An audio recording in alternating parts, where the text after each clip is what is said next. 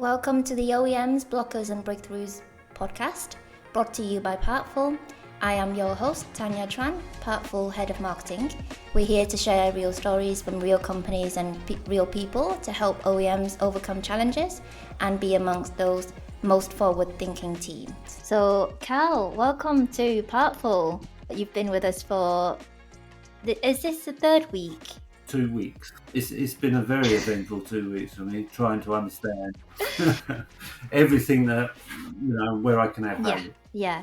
So I think this is another place where you can definitely add more value. So this episode, we want to basically talk about the pains and the challenges around the data management and also just really same old topics that we've been really shouting about across all of our episodes. But I think what's unique about today is it's going to come from someone who's had extensive experience working in aftersales at OEMs. So, Carl, can you give our listeners a bit of an intro about yourself and your experience, your background, just so that we know who you are and how people can relate to you from our OEMs audience?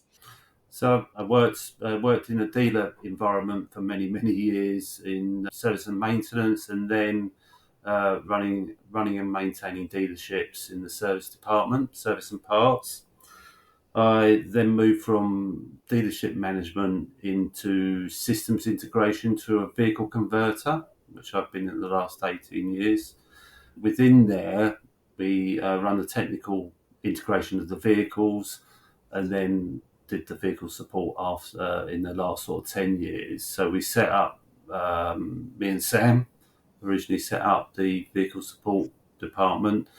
With that, it would include things like service and maintenance around the world. It wasn't just in the UK. And then it would include all of the parts manuals and supporting data that went with it. Service managers, parts manuals, all of that. So been heavily in supporting vehicles over the last few years. A few years is a really understatement of that.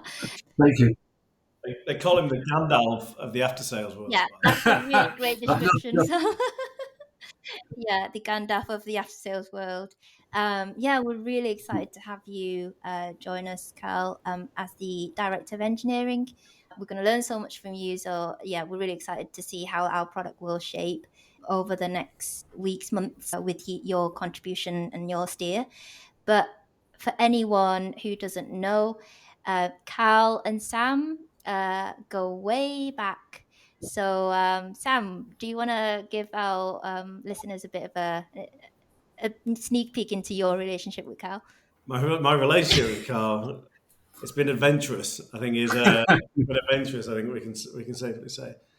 We were both working at the same company at the same time, and I got brought in to look after the after sales because of my end user experience. I'd sort of been and travelled around, the world, Africa, and all those amazing places, and I had a lot of experience in the end user and how they manage their assets and how they, manage to keep things running. But I'm not a mechanic, and I would run out of steam often when it came to mechanical conversations. So we brought Carl in to help. So basically, I would go to the really dangerous places, and Carl would go to still pretty punchy places. To be fair, we were supporting the UN, so we ended up going to places like Somalia, Afghanistan, Haiti.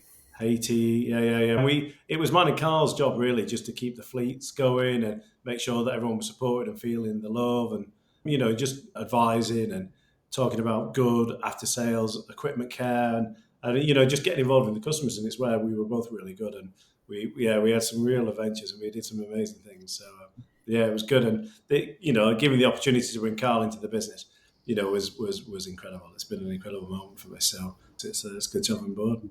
I'm glad to be here. Just what it did teach me and Sam was the importance of how something as simple as a washer could literally, save people's lives. And we seem to forget when we're in the first world that we can go down the road and we can buy a washer, But me and Sam had a very good conversation with the UN and Afghanistan once, and saying, well, for us to go down the road and buy a washer, that's 3 vehicles need to deploy and up to 9 people just to go to local market and purchase a washer because of the sheer security nightmare of it.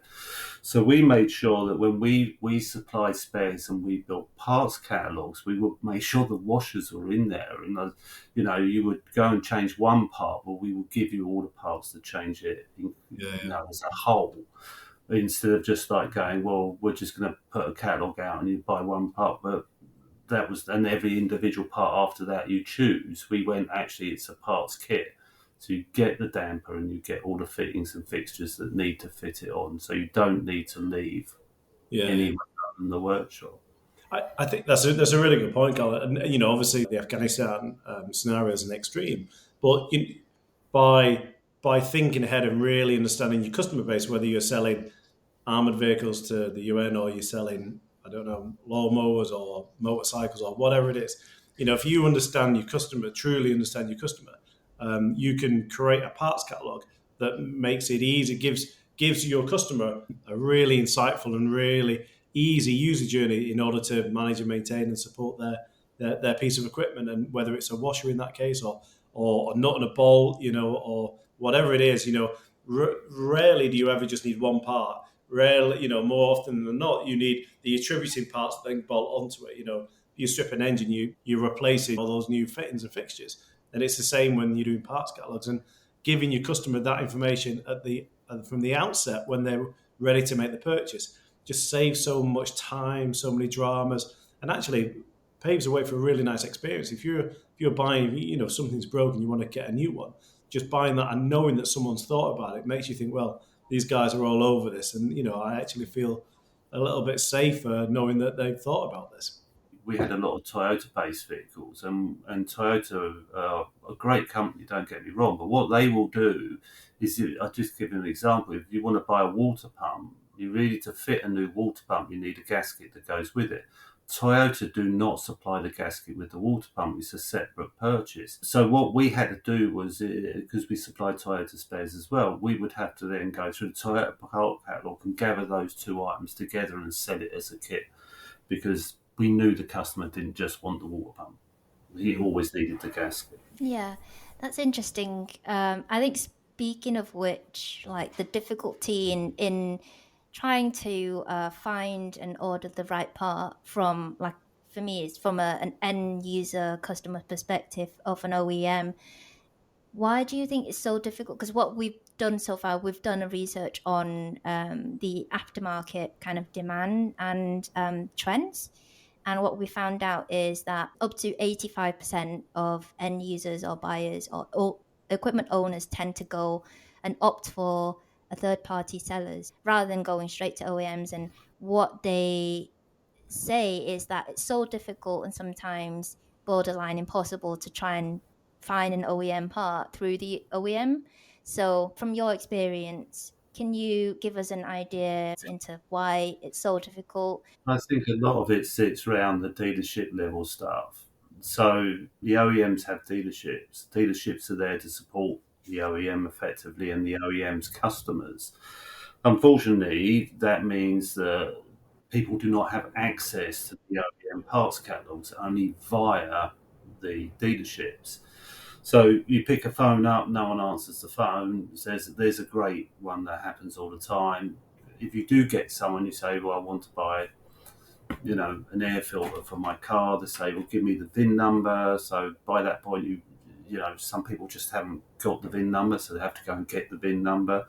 It all becomes a bit of a thing. If we were to go on to, say, German or Swedish or Euro car parts, which is third-party pattern part sellers, I go in, I put my reg in. So if I put in my reg in it, and then it gives me, service parts, and it breaks it down. There's the oil filter. It's not the genuine oil filter, but I'm not saying there's anything wrong with it. But what they've recognised at Euro car parts level that the aftermarket they can support. But a lot of people don't want aftermarket parts. They want to buy genuine parts, and especially now, genuine parts prices are actually getting slightly more competitive because people like Euro car parts. So what I find is that dealer experience, people don't like it. They don't want to go through it, and dealers tend to want to work with other third-party repairers. So you've got garages down the road that, specialists and things like that, and you'll go in and you'll get your service done by what we would call a backstreet garage. They would go to the dealer for you and go through all that pain trying to do the parts identification and bits and pieces. So it is challenging. At the higher level, if you were looking at Ford, Land Rover, people like that, it's a challenge on its own. I think when you start getting to things like plant equipment, it gets even worse because the dealers get less and less and less around you, and then you're literally down to small dealerships in covering quite large territory, which are trying to get one of them to answer the phone sometimes is a real challenge. And then you're having to pay for the parts up front, and you've got to wait for the lead times on those parts because they're going to keep limited stock. It is quite difficult out there for if you were to repair the vehicles yourself, or you had a supporting agency that you want to support repairing vehicles. Yeah, I think what I hear is that just the fundamental lack of accessibility into parts data, like OEM parts data, on many levels, like user levels. And it's not just the end users, definitely. I think for me, it's pretty much impossible to find a genuine OEM parts, like just easily find them. It's impossible. But I think from what you've said there is like a lot of the times as well, it's difficult for the dealers to try and fulfill that customer service or the needs from the end users and, stock the right number of parts or identify or buy the right parts that they need from the OEMs themselves, which tends to be a problem, isn't it? Yeah, I mean, I think you'll find the other thing is no one wants to get it wrong. And then obviously if you end up purchasing a part and taking it away and breaking the packet open, what does that mean? Can I take it back? Certain parts you can't take back. As soon as you break the packet open, you own those parts. So it is quite challenging. Even from an accessory point of view, you would hope to walk in and buy a set of carpet mats, and you can't go. You have to go to a dealer. Buying them online is quite challenging sometimes. It's just an accessory. It should be easy, and so the dealerships lose out ultimately if they don't give people proper access. But it's one of those things that's the way it's been since 1914, I believe. So more than likely since when the Ford Model T rolled off production, that model I had the first parts catalog. Yeah. So it's been a while. Yeah, I think it's interesting to see the discrepancy, like night and day difference between like an e-commerce 21st century e-commerce 3.0 experience, where if you need for me, like a hairbrush, you go on Amazon and it's next day, or even 2-hour Prime delivery. And if you need a washer, it's like impossible to find. We all agree, and like Sam's been saying this across all the last 5 episodes as well, is that OEMs need to find a way to improve their after-sales customer experience. And it all boils down to giving them, the people who need the data, the access to data when they need it, including dealers, repairers, end users, customers. Users can have access to data, but they have to pay for it. So I can pay €3,000 a year and get the Toyota data. Well, that is just like the big OEMs, for the rest, there's the rest is that SME market. That's what that's what we're really able to tap into and unlock the value for. This technology has been so far unavailable, unaffordable to the SME market, and given them the ability to disseminate, democratize their parts data in the way in which we can do it, is going to be really game changing for a lot of the organisations out there that we work with. Without a doubt. I mean, the field of vision is going to get hugely wider than they've got at the moment. I mean, I get that they want to support the dealer networks and keep their dealerships going, but if they want to compete against the aftermarket guys, they're going to have to open up their markets. Yeah.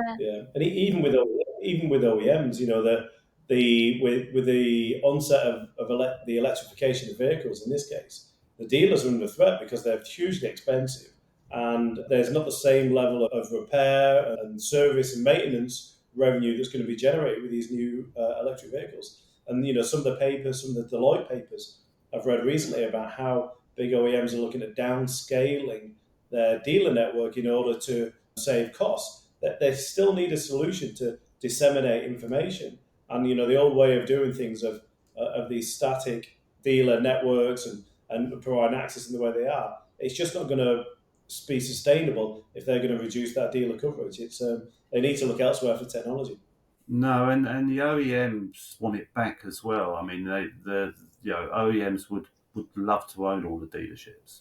They would have liked to own them in the first place. Block exemptions stopped that; they weren't allowed to. So it's interesting how, with collection and delivery and things like that, and the Tesla type things, is the fact that in theory, your car needs a service or maintenance. Ultimately, at the end of the day, it'd be picked up and dropped off another car. You don't even know where it goes anymore. There won't be an drive into the forecourt of dealership and leave your car in for service. And then the next generation from that is who owns a car. I suspect the OEMs want to own that car, not you. And you're ultimately be the guys that. I was talking to Renault once, and they were saying in the next 10 years, Renault want to actually own all the vehicles. But those vehicles ultimately will need to be maintained. And there will be parts, and there will always be people that outside the OEMs that will want to repair those vehicles. Yeah. So, especially with the right to repair, and you can't build something you can't repair anymore. There's going to be some interesting times out there. It's not going to be good for OEMs, I don't think. So they need to open up their market and get it online, because you won't be able to walk in and buy it. Maybe. Yeah, and just go back to what you said earlier around, yes, some users can have access to the parts data, but they have to pay $3,000 a year. It's for me, it's equivalent to Amazon saying, oh, you can access our Prime delivery and buy stuff from our marketplace, but you also need to pay a 50 quid a month subscription in order to buy stuff from us. So it's kind of a bit of an oxymoron. I mean, there's subscription service isn't new, but basically what they're saying is they paid it's cost them so much to develop these parts catalogs and workshop manuals, because they take so many people, and in the old school way they're doing it, there's so many people involved in developing parts catalogs and workshop manuals. There's so many third parties that are bolting into the OEMs. There's so much cost that goes out. They want to recover it, and they want to make a profit out of that. So they're going to charge you a subscription for it, where if you do what we're doing and developing a tool that severely brings that cost right down, because it can be managed at a level where technology is taking over. Yeah, I think there was a level of expectation, because don't forget, before the CDs, before you was able to subscribe, it was CDs, and before CDs it was the books. And I think people just accepted you had to pay for this information, because before you had to physically print out 16 metric tons of paper, displaying all your information. And I guess people saw that, oh yeah, I can see that I need to pay for this print. Whereas when it went onto CD, I remember we had the conversation, and I was like, I was baffled. I was like, this is CD, I'll just copy it. Obviously we didn't, because of information. But that was that it baffled me back then. I was like, why are we paying for a CD? This should be free. And we did that at the last company. We took that step. Do you remember we used to sell? The sales guys wanted to sell the technical manuals, and we said no. Let's give the parts catalogs away for free, because that's how we sell parts. That's what you should be doing. Give the parts catalogs away for free, and maybe sell them a service manual, a technical manual. But that's maybe a conversation another time. Yeah, I think, like you said, Sam, it's the age-old expectation of paying for parts data, but I think the OEMs should be starting to realize now that the expectations have changed massively over the last 20 years, with people are now used to a very convenient way of ordering and buying stuff. And it's interesting when you mention, like Carl, when you mention around like the just the manpower and the time and the resources that it costs in order to produce those information. Can you tell us a bit more in terms of like, is there any like challenges around that, and what do OEMs tend to view that as in terms of like the manpower, the cost, the time, and is there an inherent problem there that we can solve as an organization here at Partful? Yeah, I mean, it takes a lot of time, because it did. I mean, ultimately, there's lots of nice tools that come along to make it a lot better and a lot easier. There's still tools that won't go cross-platform. So, but at an engineering level, it's all about bombs. It's always about bombs. So, an engineering level, they design something, they generate an engineering bomb. Then the production guys then want a production bomb because they want to build whatever the engineering bomb's designed. Purchasing bombs and so on and so forth. But ultimately, we're talking about the sales bomb, the one that's going to sell the part.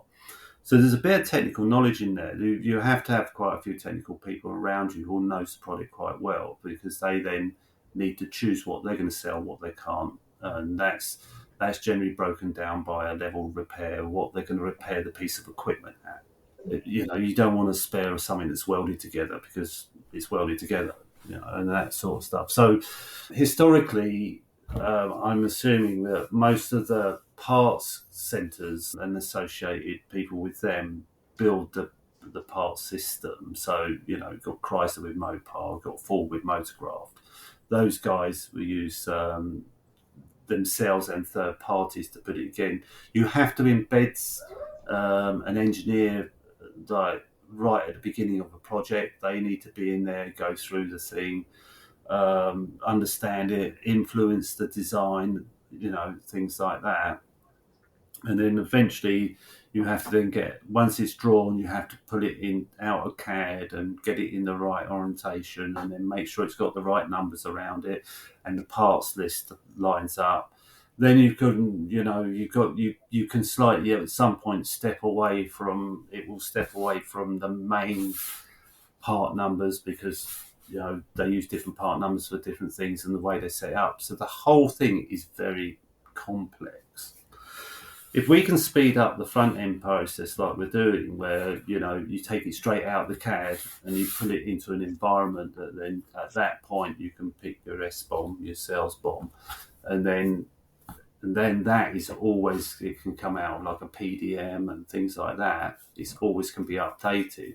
In theory, the CAD does the hard work. So you'll get your model. It will throw it into it will explode the model. You'll be able to pick your parts, and then buy them effectively. And that can be. It doesn't have to be that we could. Even if you don't want to retail them, as a B2B tool, for your dealerships is brilliant as well. So, but it is a lot. Historically, it's a lot of money. I mean, where I've just come from, we had more than 94 people working on it all the time, and that's on a very small business. When you go up to big OEM size, there's hundreds of people working. Yeah. Well, you just think of it, like you're just about to go into production with a new whatever it is. You maybe want 1 or 2 months into delivery of that new asset. The challenges and the problems and the failures, the bathtub effect of failures, that failure curve, you're going to see a whole raft of things that are going wrong. And the ability to keep track, even just redesigning new parts and keeping track with that demand is super, super difficult. And then updating all the technical publications as well, and that's the repair manuals, the parts catalogs. And at that point in time, the repair manual and the parts catalogs are low down the priority list. People just want the production right. They want the new things being built better, so they're not getting these warranty bills that are coming back. So, quite often the parts guys just get totally ignored because everyone's so focused on just redesigning the new component. We saw that at our last place all the time, didn't we, Carl? The priority is just getting the production. That will always be the priority. Yeah. Yeah, I don't think I can imagine how many people needed to build that information at an OEM like Toyota. And that's just in one country. I mean, Toyota, for instance, will go, right, there's the parts catalogue in one like Japanese and English. Then it will go out regionally, and the regional guys will have to do the translations. So it have to be reworked again just to change the language. There are definite ways, like you mentioned earlier, just like repurposing and really maximizing the data that's already there in the CAD files and the bombs from, say, different like ERP systems to make sure that they match, and in order to help accelerate and speed up that lead time and reduce that labor cost, and also the hours and hours that the technical publication teams have to put in order to produce that information. I think we're really, really doing that here at Partful in order to create a technological platform in order to help the technical publication team to save time, work smarter, not harder. But also, I think at the end of the day, we want that information to be updated and not outdated by the time they get to the user's hand. Yeah, I mean, there's, integrating with PLMs and PDMs and things like that, keeps that data updates. But you're right, ERP and dealer management systems, that's the link between parts pricing, stocking sort of stuff.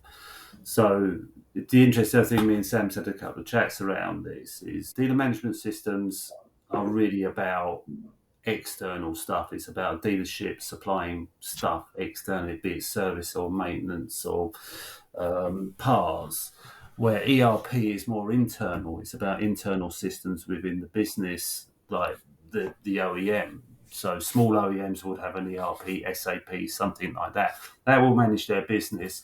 And in there, if they're lucky, they will be able to do their parts pricing and stuff.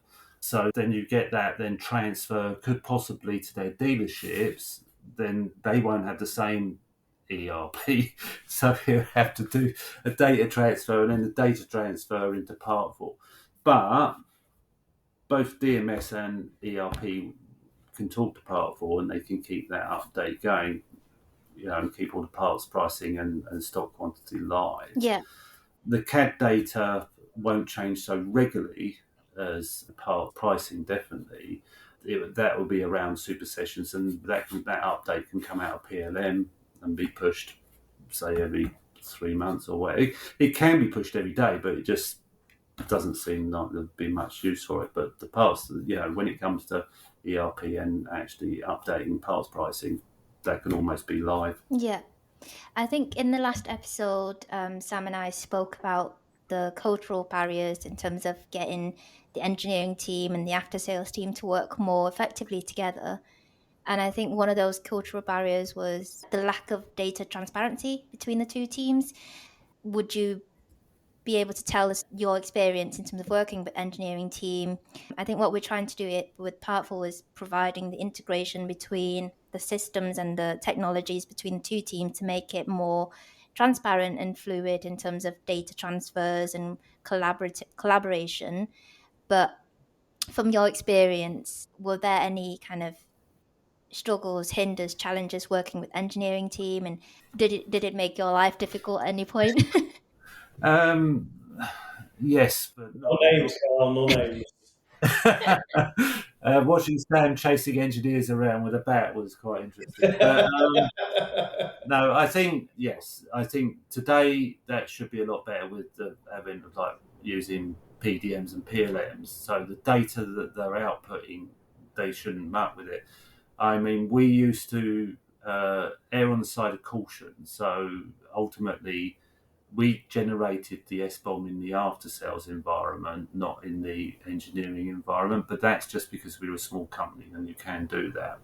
So we used to generate it out of the ERP system, which is SAP, and then that way we used to generate bill of materials against serial numbers. So engineering used to build a E-bomb, production used to build a P-bomb, a production bomb, then we used to compare the bombs and then build an S-bomb. So even though PDM was a live data thread and kept everything live, we actually stopped it at that point because then we put it against serialization of the VIN numbers. So we knew any updates or obsolescence or anything, it used to come through a different way, and then we used to manually update it. That was because we were very overcautious, and we were bound to NATO stock numbers as well. So we had a part number that most people haven't got unless they're a supplier of military equipment, and that number cannot change. So the data behind it can, but the part number cannot change because the NATO stock. But in the early days, engineering changing things when you wouldn't expect them. They didn't, fit form function was not correct. So they had broken one of the rules of fit form function. Then wouldn't change the whole part number. So what we used to end up doing was make something and supply it, and it was wrong.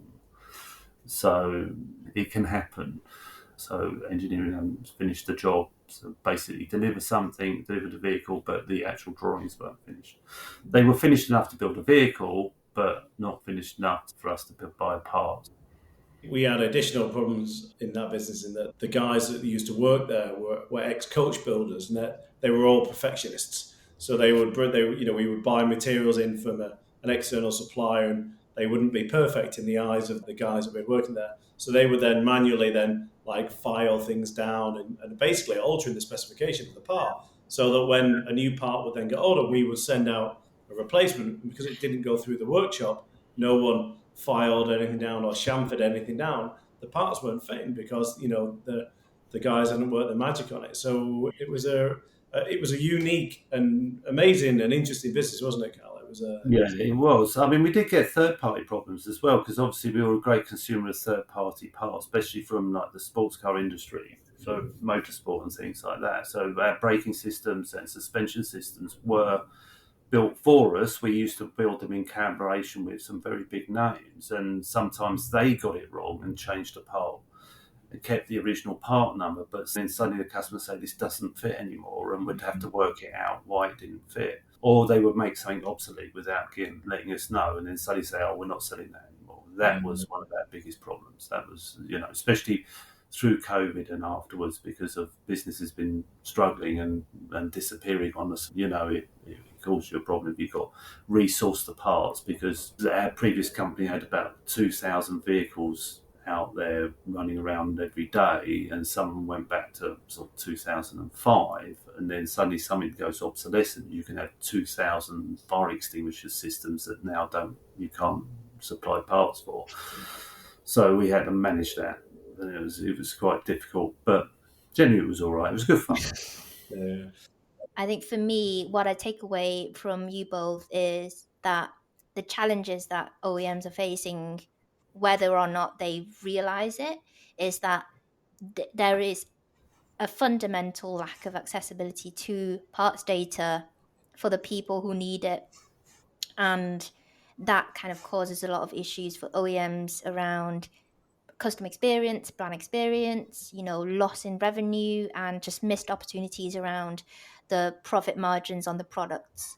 The second challenge that I take away is the kind of the amount of manpower and the cost and the time and the resources that they put into producing parts data and supportability data in a very manual way, which Cal, you kind of described that really well, and with the story in your previous workplace as well, along with Sam.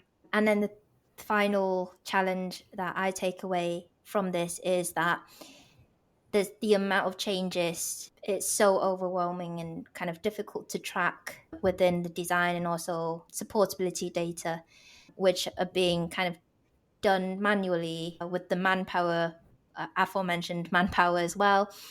So I just wanted to really highlight those challenges and see what we can do is there any solutions out there, what we can do as Partful as a technological provider partner to OEMs to help them overcome those challenges. Yeah, I mean, we just got to make the tool accessible. So, we're definitely someone who's only been here 2 weeks, to be fair. These guys are amazing when it comes to building stuff, and what they're doing here is it's almost let's drop and drag everything into it. So we drop and drag the let's drop and drag the models, let's drop and drag the bombs, and let the tool do the hard work. Let's build the S bomb at that point, and then generate an output. So that's really exciting, because that's where else can you do that? Even in things like SolidWorks composers, it does it, but you still got hard work, and it only coming out.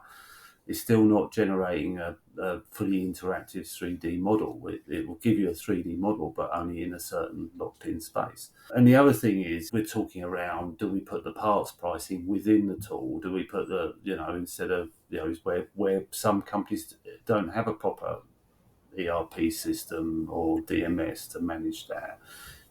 What can we set these different levels and have things within Partful that will just add value. Yeah, and the other thing is ultimately, it can go out to, once on the internet and you're picking your parts, and you could be a third party, and you've mentioned Amazon.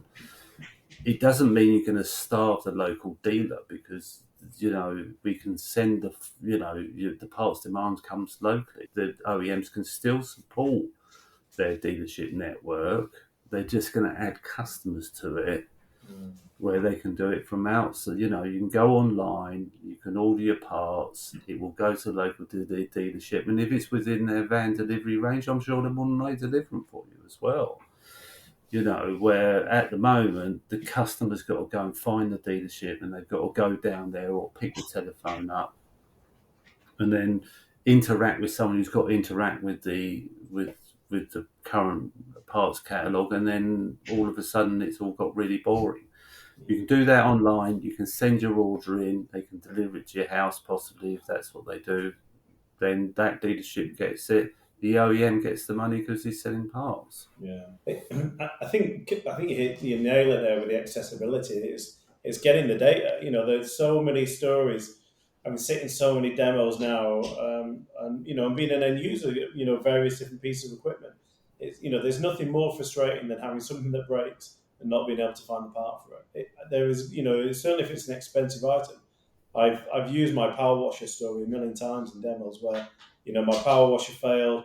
It was an O-ring in the middle of my power washer, a really easy part.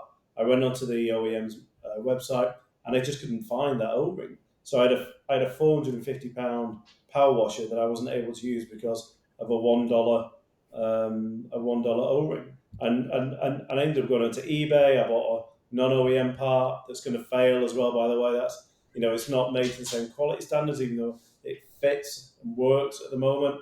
So when that fails, that's probably going to be catastrophic, and then my power washer's broken. And and I'm not going to go and buy a new power washer from that manufacturer again, because if they can't give me the parts, then I'm just not going to do it. So, but it all starts that entire drama that I've gone through there starts because I wasn't able to buy a simple washer, and that we've heard that story, that use case from everyone that we speak to can tell us a story about that. So yeah, I think it really goes back to what you said earlier, Carla. It becomes boring. But I think boring is the least that you can expect. I think it becomes frustrating and really annoying, and like angering at times as well, when you try and ring the customer service or the dealership and no one picks up for like hours.